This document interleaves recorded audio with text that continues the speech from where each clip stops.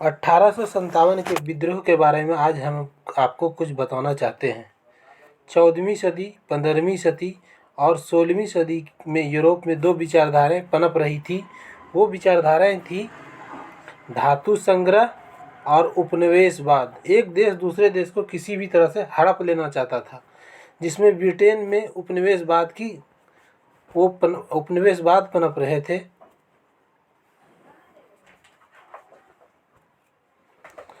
Bharat Britain का शिकार हुआ तो कारण था ब्रिटेन की महारानी royal character monopoly trade amount पे ईस्ट इंडिया कंपनी, जो इस युद्ध का बीजारोपण हुआ था। कभी आपसे पूछ ले कोई कि इस युद्ध जो 1857 का बीजारोपण कहाँ हुआ था, तो इसका बीजारोपण हुआ था 1757 में।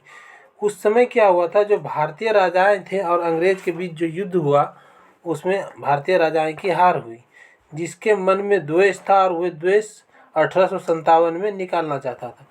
तो आपको क्वेश्चन ये भी पूछ सकता था, उस समय भारत के गवर्नर जनरल कौन था, तो लॉर्ड कैनिंग था।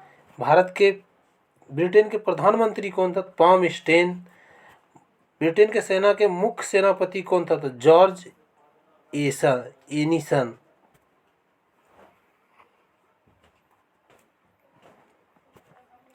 अब आप देखिए उस समय और बहुत सारे घटनाएं हुई। ऐसे 1857 नहीं हुई। 1707 में औरंगजेब की मृत्यु होने के कारण मुगल का विघटन हो गया। मुगल के विघटन होने के बाद 1717 ईस्वी में फर्रुखसियार द्वारा अंग्रेज को एक दस्तक पास दे दिया, जिससे अंग्रेज को कुछ छूट मिल गई। 1757 में प्लासी का युद्ध हुआ।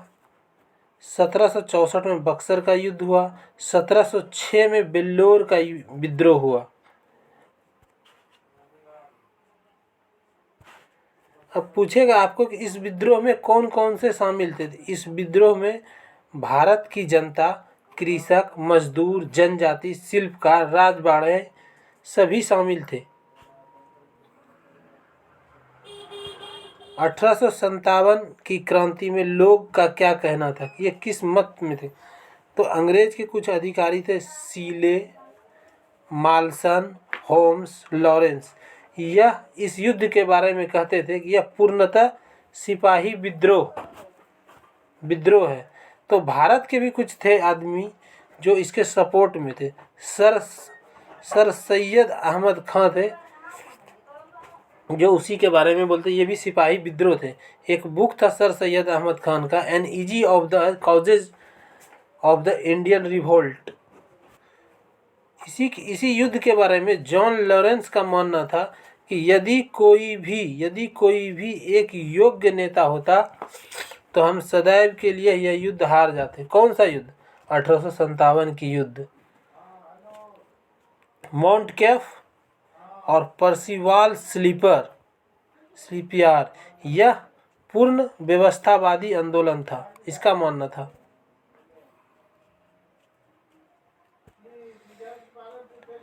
रॉबर्ट्स और श्रीमती कोपलैंड, इसका मानना था कि यह एक प्रकार का मुस्लिम विद्रोह है।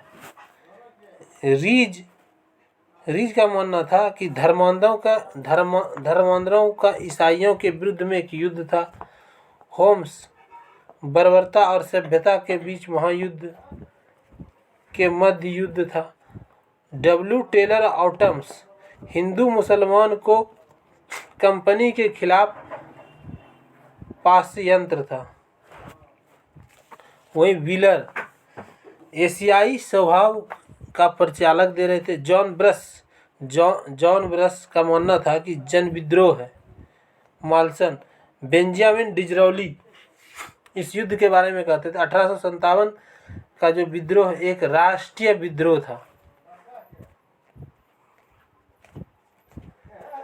अब 1857 के बारे में कुछ भारतीय इतिहासकार हैं, इस युद्ध के बारे में उसका क्या मानना था। तो एक उस समय का था Ashok Mehta, the great revolution book. यह सैनिक विद्रोह नहीं बल्कि राष्ट्रीय विद्रोह था, इसका मानना था अशोक मेहता का। बी डी सावरकर जो थे वो भारत के प्रथम स्वतंत्रता संग्राम इस युद्ध को बोले। इसके बारे में the book Indian bar of independent में लिखा हुआ है।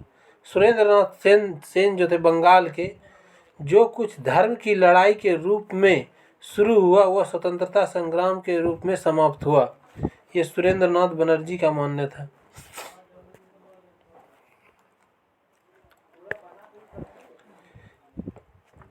आरसी मजुमदार का बुक है द स्पाई मिन्यूटी ऑफ द रिवेल्यून। तथा कथित तथा प्रथम राष्ट्रीय संग्राम न होते तो पहले न ही राष्ट्रीय और न ही स्वतंत्रता संग्राम था।